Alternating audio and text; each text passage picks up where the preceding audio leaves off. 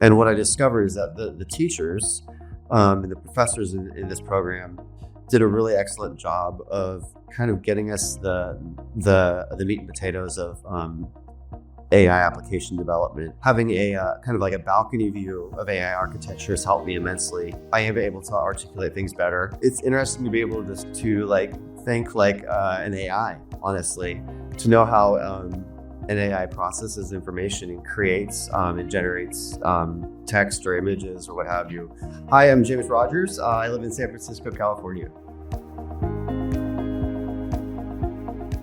I started my career as a music teacher in Cincinnati, Ohio, where I taught middle school and high school band.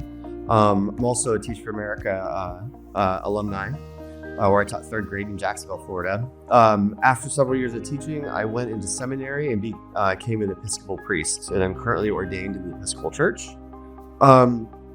Most recently, within the last year, I got interested in artificial intelligence and got a job as an AI tutor at XAI.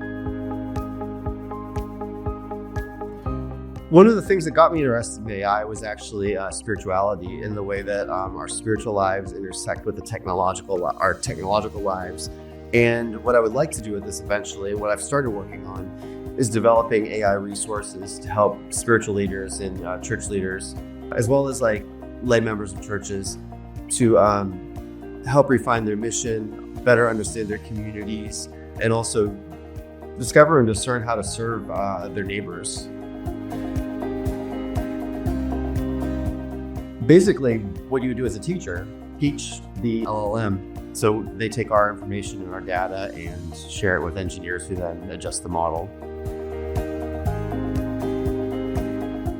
Coming from a completely non-tech background, I had absolutely no idea I had no coding skills, no background in computer beyond like the basic need to know for a priest and a teacher. And so I got interested in this. Interested in learning new skills because I recognize that AI is the way of the future. It's where all industries are going to go. And I recognize that faith communities in particular could really use these to make a big impact in society. And nonprofits could use these to make a big impact in society as well. And so I recognized that I could build custom tools with AI skills that would meet very specific needs of churches and faith communities. But also I branched out a little bit into like working in education as well. So one of the things I did is I helped develop a chat bot for a friend who's a special education teacher who, and this chat bot will help differentiate instruction for special needs students in high school mathematics. So I selected this program at Purdue specifically because I was interested in learning how to build applications, and not having a computer science background or a programming background. This program presented a lot of opportunities for diving into programming and production and building applications. I think probably the biggest highlight of my Simplilearn experience was learning how to use Langchain for programming and to develop applications. That's something I've done in almost every single project I've done since taking a class.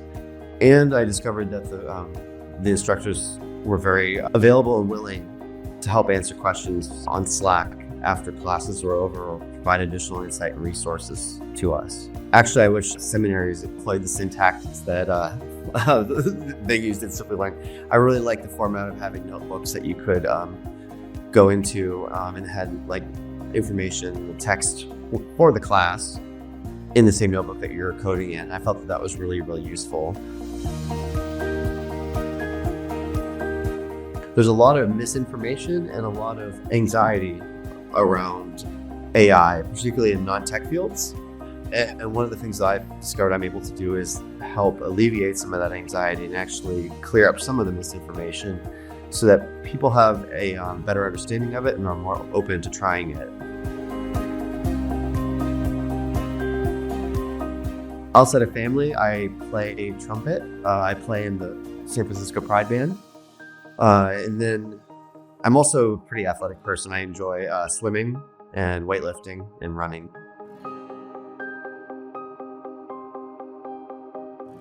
Upskilling and continuing to learn in whatever profession you're in is essential, not only for like staying relevant, which we all want to do as professionals, but also the world is constantly changing. And if we're not upskilling, we're not keeping on top of the way the society is changing around us.